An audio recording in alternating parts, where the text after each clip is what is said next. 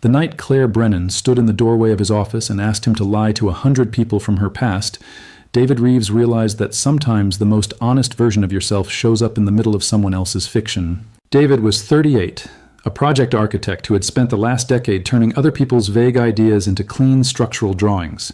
He had been divorced for 2 years from a woman who had loved the idea of an artist until she realized architects mostly drew bathroom layouts and argued with contractors about load-bearing walls. The breakup had been quiet, like most things in his life.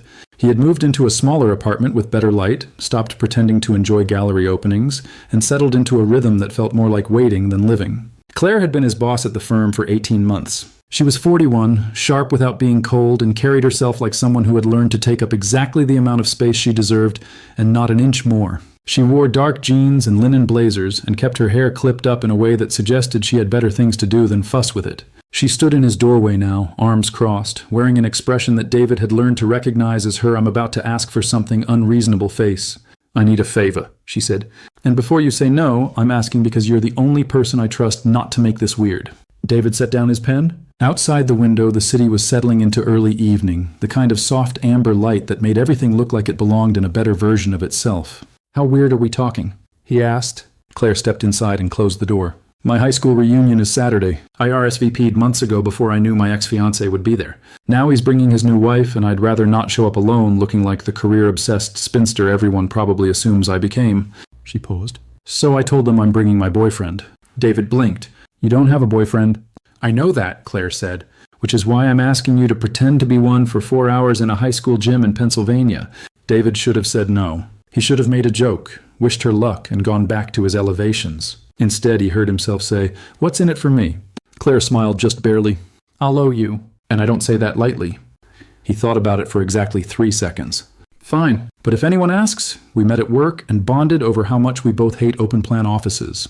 "Deal," she said. Then she left, and David sat there wondering what he had just agreed to. Saturday arrived with the kind of bright fall weather that made everything feel like a promise. David drove. Claire sat in the passenger seat, wearing a navy dress that looked expensive without trying, and stared out the window like she was preparing for a deposition. They had been on the road for 90 minutes, and she had said maybe 15 words. Finally, as they crossed into Pennsylvania, she spoke. "His name is Jeremy.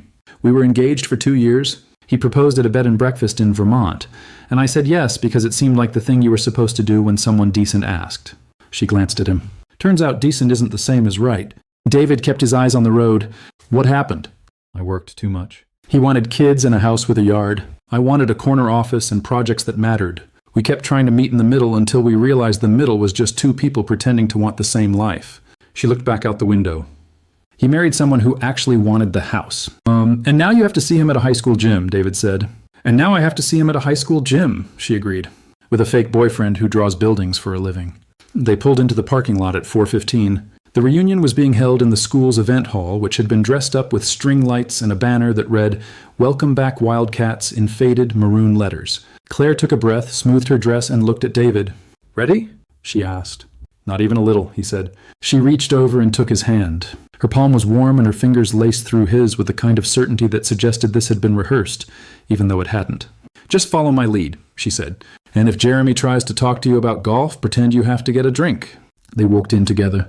The room was full of people who had aged just enough to look like softer versions of their high school selves. A bar had been set up near the far wall, and a playlist of late 90s hits was playing at a volume that suggested someone's older brother had been put in charge of the music. Claire was stopped almost immediately by a woman with blonde highlights and an aggressive smile.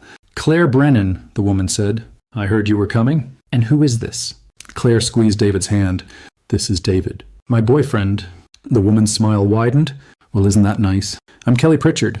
We had chemistry together junior year, remember?" Claire nodded. "I remember." Kelly looked at David like she was appraising a car. "So what do you do, David?" "I'm an architect," he said. "Mostly commercial work. Offices, retail, the occasional restaurant." "How interesting," Kelly said in a tone that suggested it was not. Then she leaned toward Claire. "Jeremy's here, by the way. With Amanda. They look very happy." Claire's smile didn't shift. "I'm sure they are." Kelly drifted off and Claire exhaled. "That," she said quietly, "is why I needed you here." They made their way to the bar. David ordered a beer, and Claire got a gin and tonic. They stood near the edge of the room, watching clusters of people laugh too loud and hug like they meant it. Claire's hand was still in his. He wasn't sure when he was supposed to let go, so he didn't. "There he is," she said. David followed her gaze. Jeremy was standing near the buffet table, tall and clean-shaven, wearing a blazer over a button-down. Next to him was a woman with a kind face and a cardigan, her hand resting on his arm. They looked, David thought, exactly like the kind of couple who sent photo Christmas cards. Jeremy saw them. His expression shifted, something between surprise and discomfort, and then he was walking over. "Claire," he said. "Hey." "Hey," Claire said. Jeremy looked at David. "I don't think we've met. I'm Jeremy." David shook his hand. "David, I'm with Claire." "Right," Jeremy said. There was a pause. Amanda appeared beside Jeremy, smiling warmly. "You must be Claire. Jeremy's told me so much about you." "I'm Amanda." Claire shook her hand. "Nice to meet you." Amanda glanced at David. "And you are?" "David Reeves," he said. "I'm Claire's boyfriend." Amanda's smile brightened. "That's wonderful. How did you two meet?" Claire looked at David.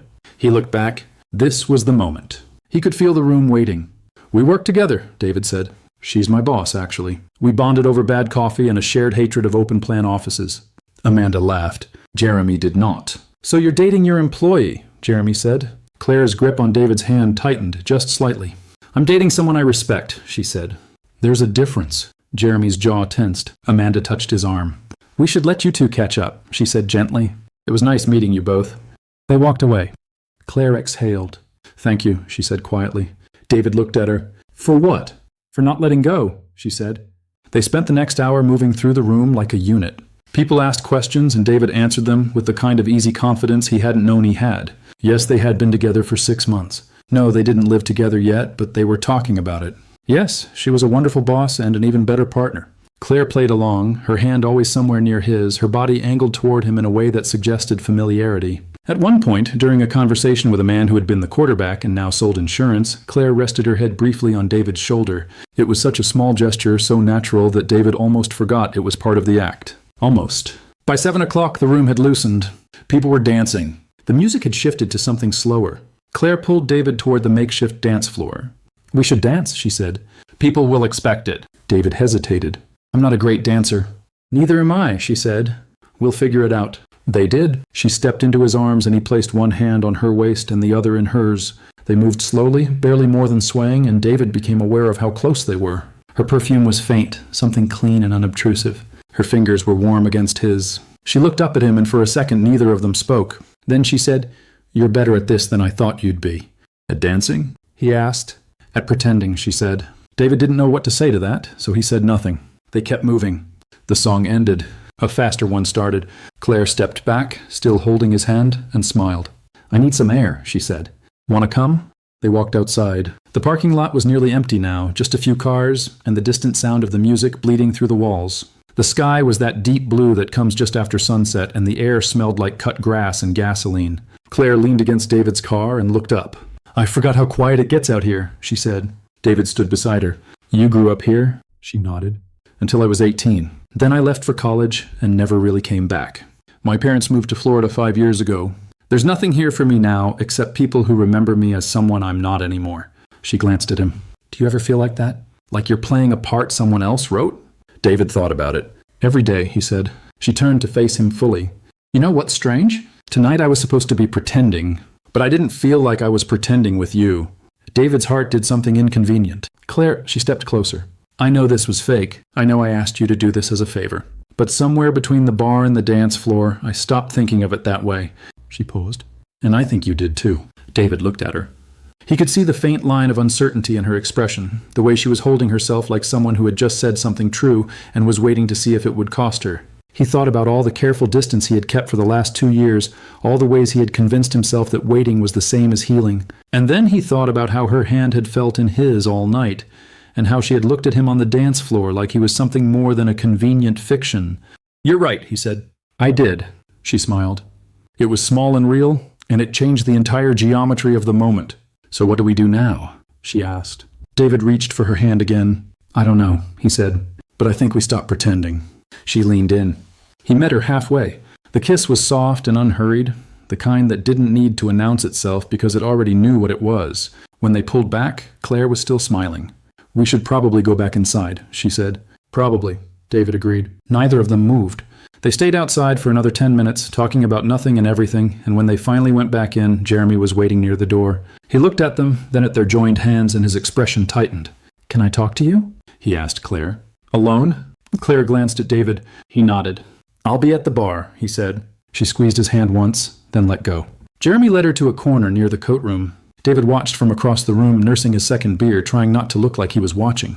He couldn't hear what they were saying, but he could see Jeremy's posture, the way he leaned in like he was trying to make a point. And he could see Claire, arms crossed, shaking her head. Then Jeremy's voice rose just enough to carry. You brought him here to make me feel bad, he said. Claire's response was quieter, but David caught the end of it.